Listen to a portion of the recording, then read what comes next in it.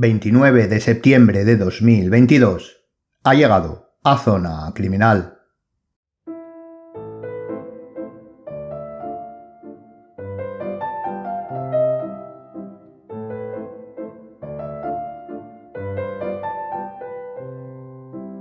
El concepto de pareja criminal es utilizado para referirnos sobre todo a la compuesta por dos individuos con lazos sentimentales, normalmente hombre y mujer, que cometen fechorías juntos. Pero el término va más allá. Debe englobar características de pareja mucho más amplias. Si únicamente nos circunscribiéramos a parejas sentimentales, el constructo se quedaría corto y su investigación sería relativamente fácil, puesto que estas características comunes de cualquier pareja de enamorados son bastante reconocibles, sean delincuentes o no. Pero lo que vamos a ver hoy aquí es, claro está, el concepto criminológico y, por tanto, el constructo de análisis de lo más amplio a lo más específico. Seguro que cuando alguien lee o escucha este concepto, el de pareja criminal, se le viene ya a la mente casi de manera instintiva algunos nombres más o menos conocidos. Seguro que entre los tres primeros está la pareja formada por Bonnie y Clyde. Otra que puede que ocupe los primeros puestos es la de los hermanos James. Si se da cuenta, sean más o menos los nombres que podemos recordar o asociar, e incluso si echamos una mirada rápida por nuestro buscador de internet de cabecera, verá que el conjunto de estas se identifican con ladrones, atracadores, etc. Muy probablemente, como solemos decir, esto se relaciona porque de ellas hay una gran cantidad de películas de cine y libros, y además, a los atracadores y ladrones de ciertas épocas siempre se les idealizó de alguna manera. Ya sabe, Hollywood y su peculiar y subjetiva manera de interpretar la historia. Pero obviamente las parejas criminales existían antes y después de los asaltos a caballo de trenes llenos de oro o de las ametralladoras Thompson, y tampoco todas se han dedicado al robo y a los atracos, y eso es lo que queremos ver hoy aquí. Nos acercaremos a las características que definen este concepto, escudriñaremos sus tipologías, si han evolucionado estructuralmente a lo largo de la historia, y si son recurrentes o residuales, y si, como se cree por las películas, se centran en alguna tipología delictiva o no. Además, una vez contextualizado el concepto, vamos a desarrollar un ejemplo, pero, como intentamos hacer siempre, ya sabe, con una vuelta de tuerca, porque en este caso vamos a hablar sobre la curiosa historia, por supuesto real, de los resucitadores, también conocidos como ladrones de cadáveres, profanadores de tumbas, pero no de manera inconexa con el concepto de parejas criminales que vamos a ver a continuación, sino que pondremos de ejemplo de tal, digamos, trabajo, no a una pareja, sino a un cuarteto, a dos parejas criminales que llevaban a cabo sus acciones de manera conjunta. Así que si le apetece adentrarse en las parejas criminales como concepto criminológico, escuchar la historia real de alguna de ellas y, por supuesto, hacerse eco de la recomendación del Crimitorial sobre una película ciertamente moderna sobre una de estas parejas criminales más famosas y que ya hemos citado como idea para el fin de semana o para cuando usted quiera, le decimos, como siempre, bienvenido a Zona Criminal.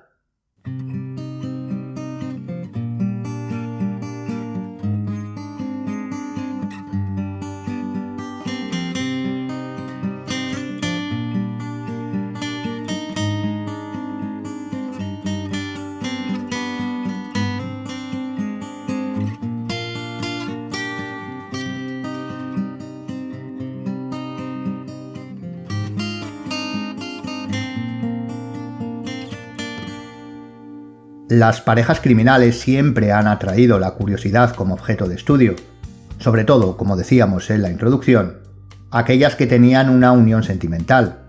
Eran realmente parejas como tal, compartiendo su vida entera, por supuesto, y sobre todo, la parte criminal.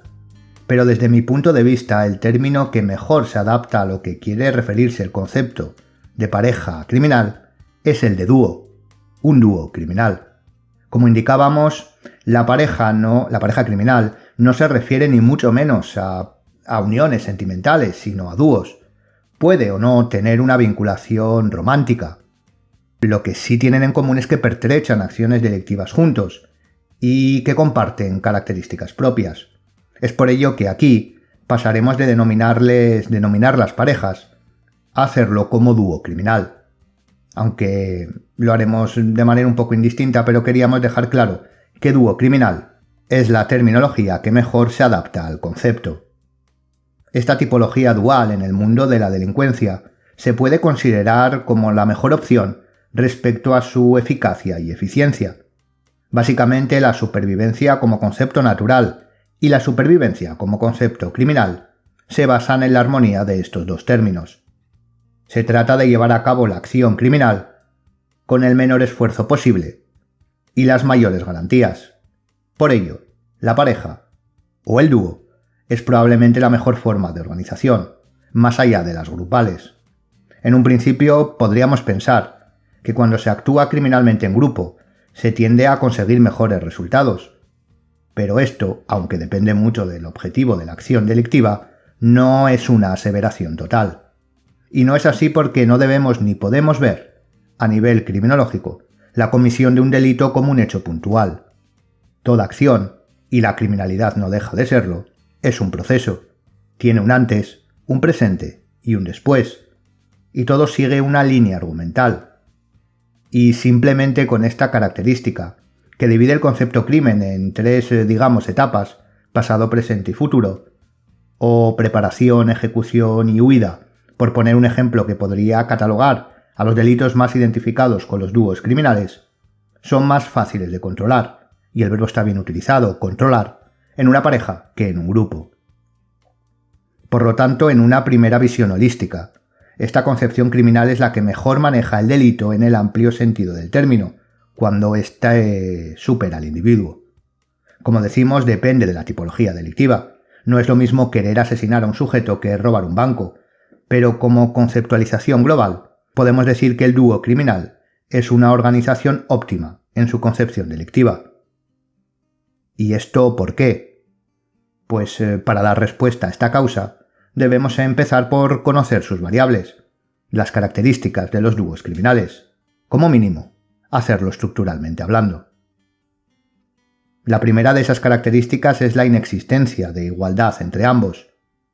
Durante los últimos programas, sobre todo los dedicados a la configuración de distintos perfiles criminales, hemos estado exponiendo que toda personalidad tiene una estructura básica en tres esferas relacionadas entre sí, la biológica, la psicológica y la social, y que la mayor dificultad en realizar un perfil, sea criminológico o no, radica en estudiar el cómo, digamos en qué porcentaje influye cada una y cómo se relacionan, porque estos ámbitos no se reparten para formar la personalidad en el 33,3 periodo por ciento cada uno de ellos. No, son desiguales. Hay sujetos en los que la esfera biológica tiene más presencia que la psicológica, otros que la social influye tremendamente en ella, etc. De hecho, el estudiar estos aspectos inferenciándolos de las acciones estudiadas en la escena de un hecho es el procedimiento que debe seguirse en la perfilación criminal. Y volvemos una vez más a explicar esto porque, al igual que la desigualdad en los tres ámbitos se da, y es importante saberlo, en la configuración de una personalidad, en la acción de un dúo criminal, no es la excepción que confirma la regla. No es una relación de igual a igual. Siempre existe uno de los dos jerárquicamente por encima del otro. Esto pasa y es extrapolable también en los grupos, pero de ellos ya hablaremos. En el caso de las parejas criminales, es importante conocer esta característica y a partir de ahí estudiarla. ¿Y qué nos interesa más allá de saber que no es una relación de igual a igual? Pues obviamente el fin es identificar el estatus de cada uno, pero comenzando por saber qué tipo de jerarquía es, si es autoritaria, carismática, embaucadora, etc., en qué grado. Al igual que con la descomposición en variables de la personalidad, no todas las jerarquías tienen la misma capacidad de incidencia, lo que lleva a la capacidad de control. Por ejemplo, es más fácil obtener información una vez detenido, de un sujeto en cuyo caso se haya ejercido una jerarquía autoritaria, porque pierde miedo, o puede perderlo cuando se consigue alejar, que cuando esa autoridad es carismática, que sigue unido a él volitivamente. Y esto que acabamos de advertir es una de las mayores argumentaciones y necesidades de analizar respecto a esto, puesto que si conocemos qué tipo y cómo ejerce esa jerarquía, si podemos interrogar porque se le ha detenido a una de las partes, que normalmente será la más débil, podremos preparar el interrogatorio en consecuencia para optimizar esta acción. Es muy importante saber que la relación de pareja, de dúo, es siempre desigual, pero una vez sabido, es vital estudiar cómo es esa relación, quién se sitúa dónde y si podemos, por qué. Cuanta más información obtengamos sobre esto, el perfil y la investigación otorgará datos más exactos.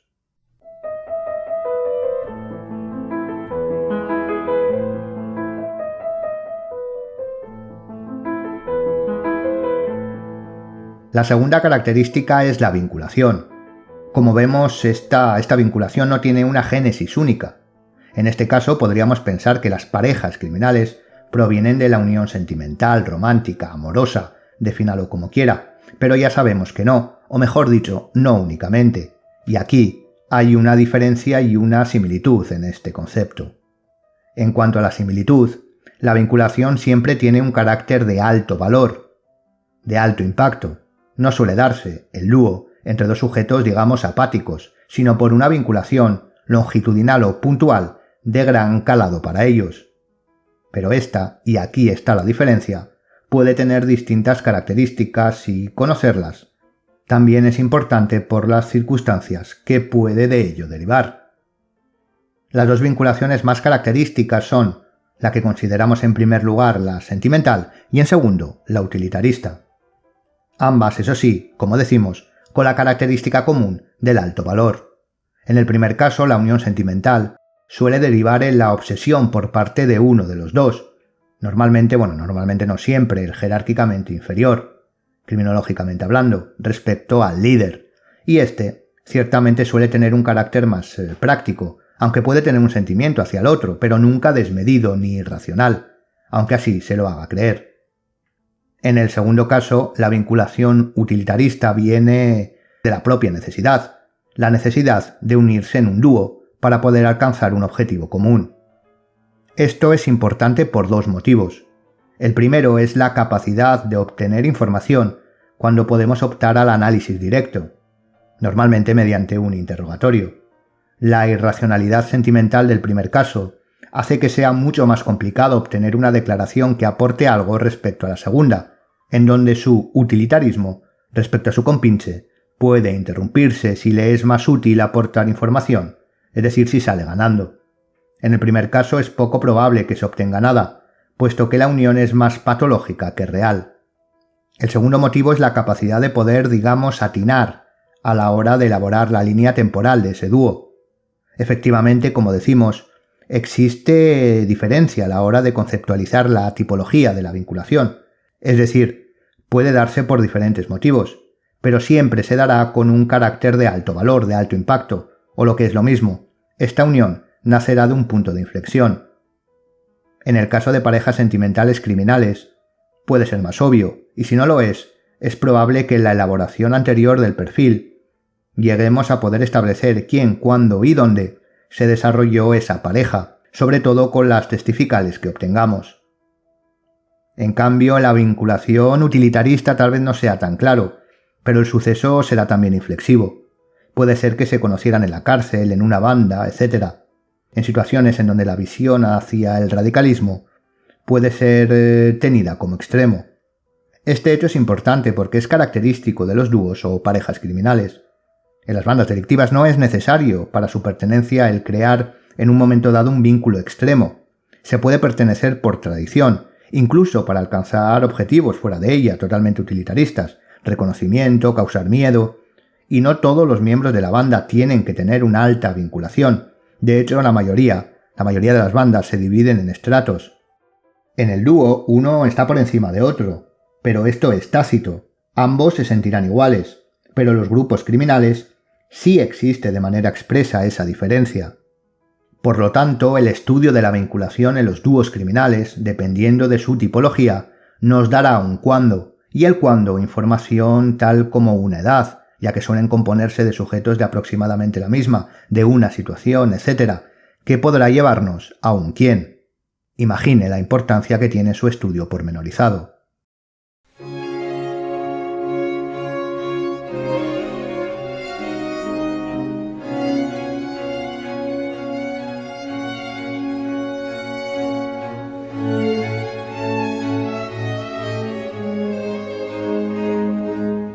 Y en tercer lugar, la característica de la tipología delictiva. Normalmente los dúos criminales pueden llegar más allá de lo que podía presuponerse. Y esto es de nuevo por la característica tácita de cada uno de los actores. Recuerde, jerárquicamente diferentes. En este caso, al ser dos, se pueden llevar a cabo ciertas acciones de envalentonamiento por la seguridad que da el propio dúo.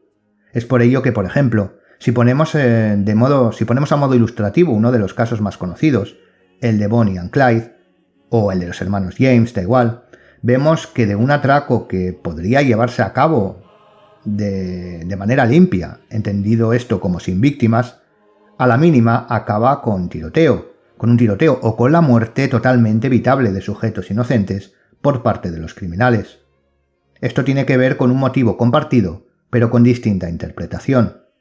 Normalmente, y con esto podemos resumir también la pregunta que nos hacíamos sobre la optimización de esta organización dual, el sujeto jerárquicamente inferior sentirá la protección del individuo superior, al que rinde pleitesía cognitivamente hablando, y el jerárquicamente superior, el líder, sabe que siempre tendrá al súbdito para cargar con esas muertes.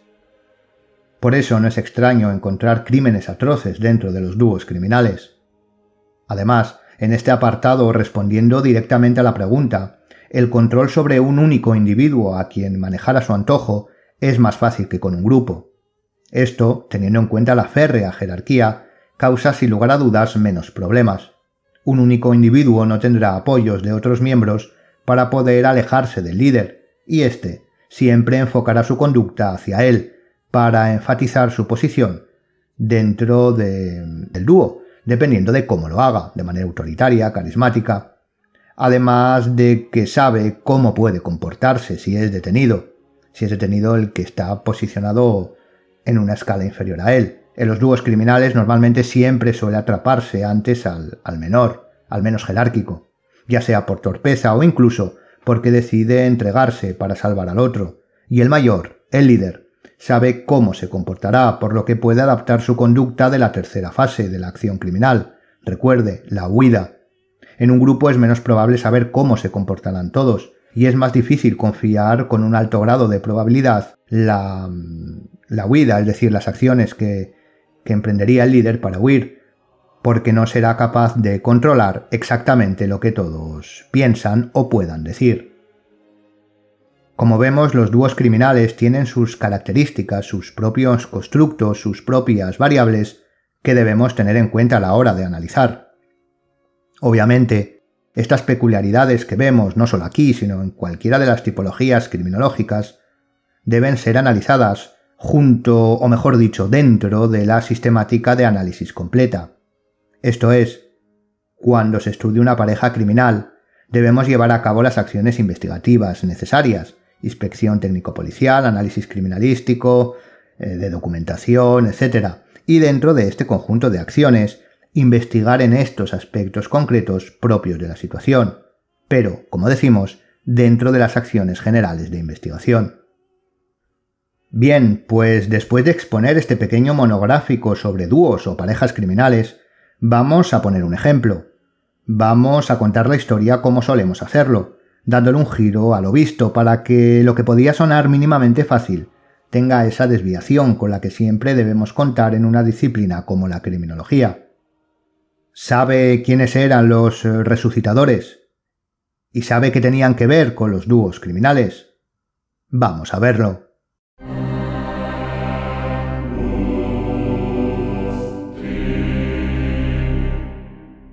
Normalmente siempre se tiende al etnocentrismo, es decir, como bien define la RAE, a la, y abrimos comillas, tendencia emocional que hace de la cultura propia el criterio exclusivo para interpretar los comportamientos de otros grupos, razas o sociedades, cerramos las comillas, o lo que es lo mismo, a juzgarlo todo, según nuestro criterio.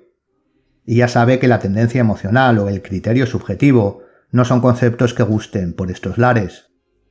Pero esto suele ser así longitudinalmente, pensando en ocasiones que pocas cosas han cambiado, o pensando que todo ha sido siempre igual a como lo conocemos, y por supuesto no ha sido así. Y todo esto para contextualizar una situación dada sobre todo durante los siglos XVIII y XIX, más centrado en el XIX, puede que la mayor parte de los países, más concretamente en Europa, pero sobre todo y más específicamente en Inglaterra. La educación ha seguido a lo largo de la historia distintos derroteros. No siempre hubo colegios e institutos y mucho menos, no siempre todos pudieron optar a ellos, incluyendo la universidad, claro está. Además, no todas las disciplinas se enseñaban de la misma manera.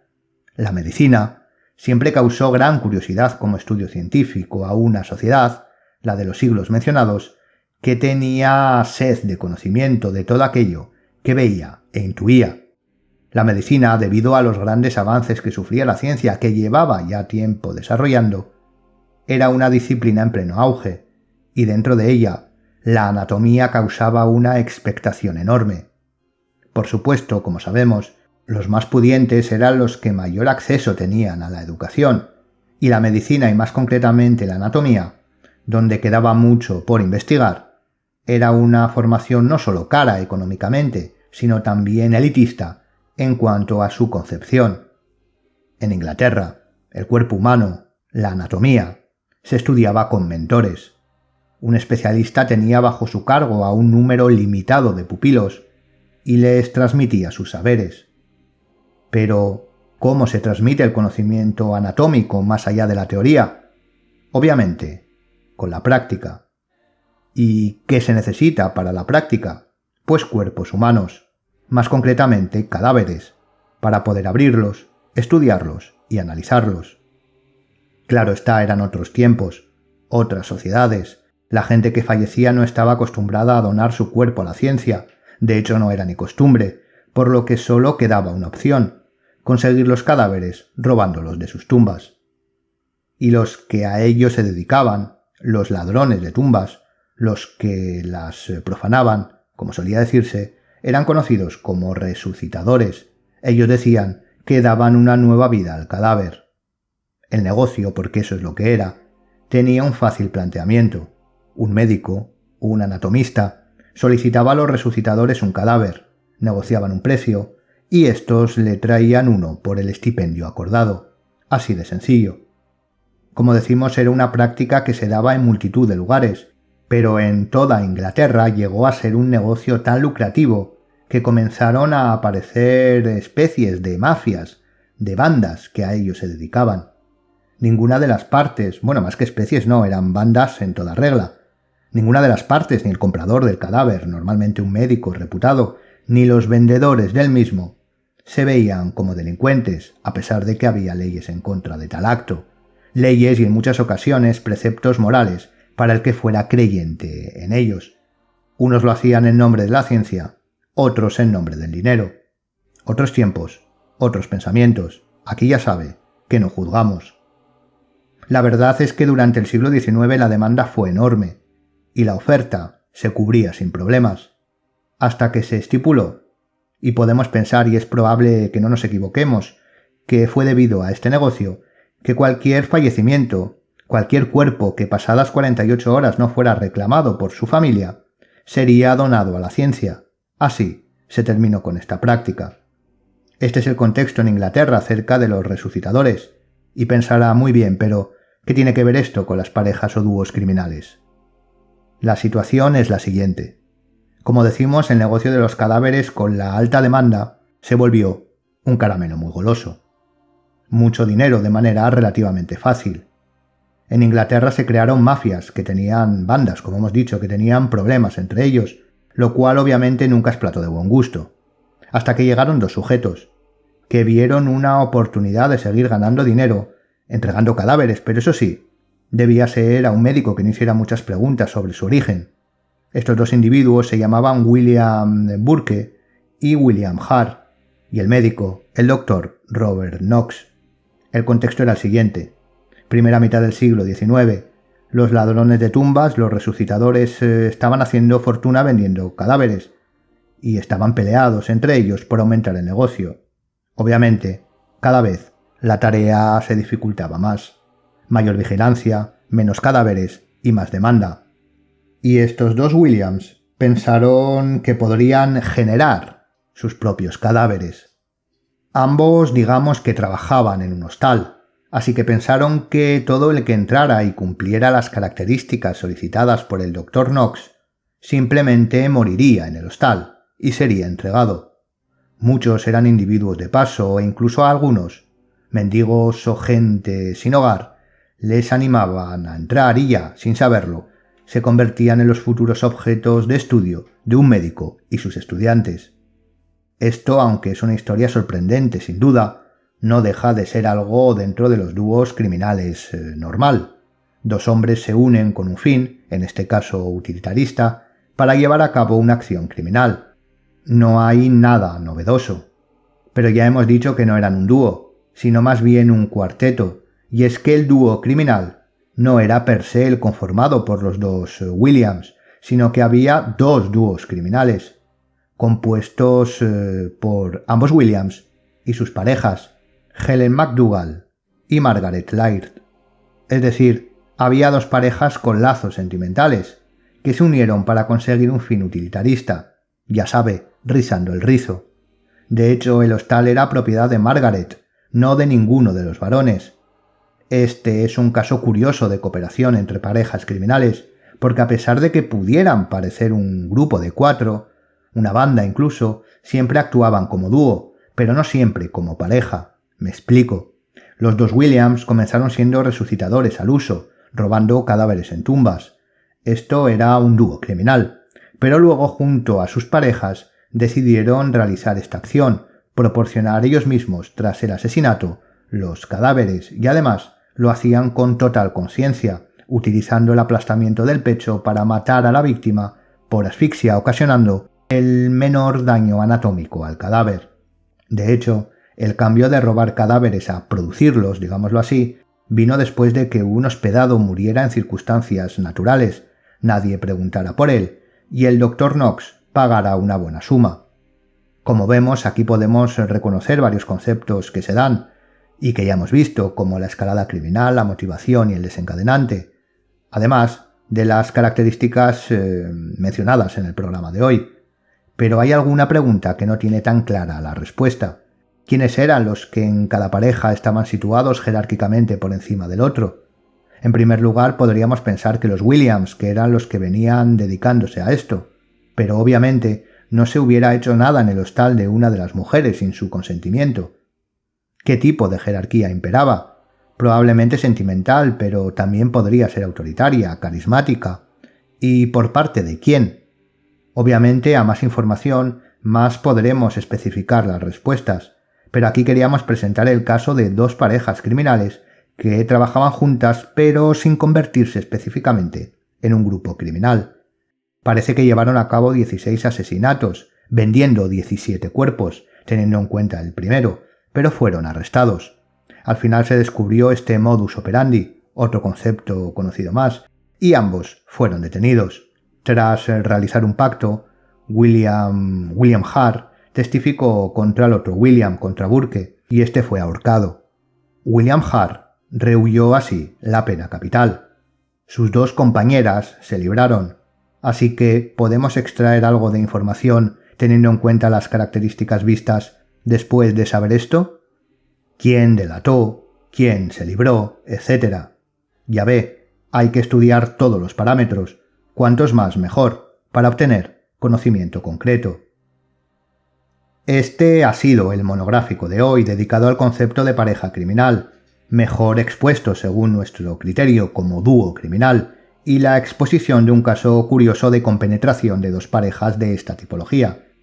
Como ve, nos hemos centrado en aspectos conceptuales del análisis criminológico más que en ejemplos concretos e históricos, aunque obviamente creo que esto ha quedado resuelto. una vez vistos los constructos, con la ilustración de las dos parejas de resucitadores. Por eso esperamos que haya sido para usted lo suficientemente completo para poder ser una introducción contextual, teórico-práctica. Vamos ahora con el crimitorial, en donde recomendamos un largometraje bastante actual, dedicado a la que será posiblemente la pareja criminal más reconocida de la historia. Vamos a verlo.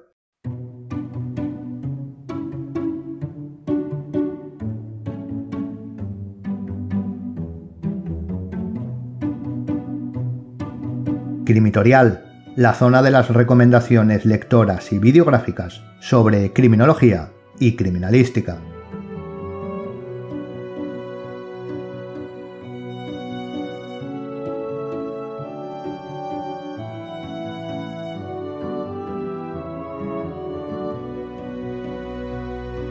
La recomendación de hoy es una película. De hecho, si no recuerdo mal, es la primera película que traemos al crimitorial, puesto que las anteriores sugerencias videográficas eran documentales. Pero hoy se trata de un largometraje.